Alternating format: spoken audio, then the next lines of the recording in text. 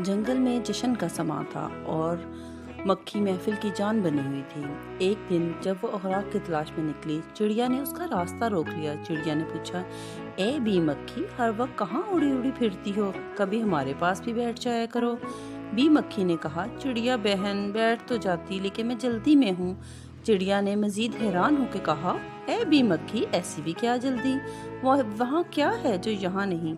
B मक्खी ने मुस्कुरा के कहा, वहाँ वो सब कुछ है जो यहाँ नहीं है।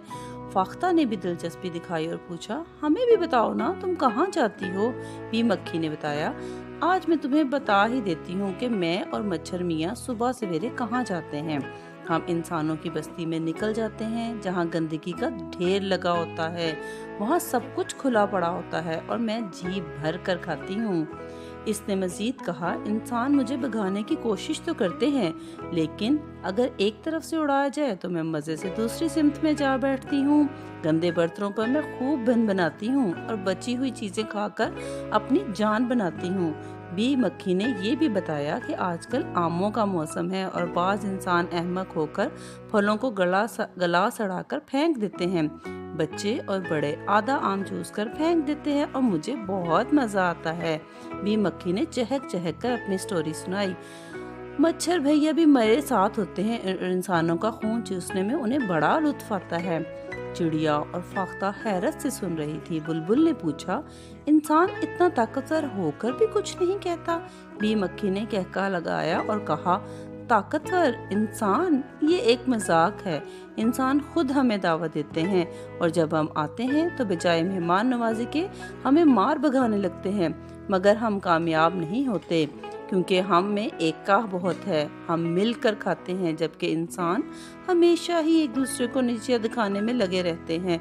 उसने मजीद कहा, इंसान गंदगी के नुकसानात जानता है, मगर फिर भी वो सफाई के बजाय गलाजत के ढेर लगाता रहता है, हालांकि वो जानता है कि उम्दा सेहत के लिए सफाई ज़रूरी है। बी मक्खी ने बड़े फ़ख्र से कहा, मच्छर भैया कई इंसानों को मलेरिया में मुब्तला किया, लेकिन इंसान इतना बेबस है कि एक मच्छर को काबू नहीं कर सकते। वो अपने साथियों से पूछती है, क्या इंसान ज़्यादा ताकतवर है या हम जैसे नन्हे मुन्ने परिंदे और हशरात?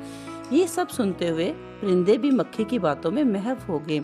ये मक्खी ने फिर फराते हुए खजूर के ढेले पर जा बैठने का फैसला किया। आखिर में उसने अपने साथियों से सवाल किया, क्या तुम मेरा घुमंड खाक में मिला सकते हो? ये सवाल एक चैलेंज बन गया।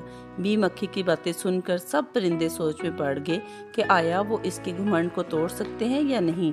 फैसला करने में देर ना करने की नसीहत के साथ बी मक्खी ने अपनी खुशी मनाते हुए ठेले पर बैठकर आम खाने का आगाज किया। जंगल की फिजा इसके कहकहों से भर गई, जबकि बाकी परिंदे इसे देखते रहे।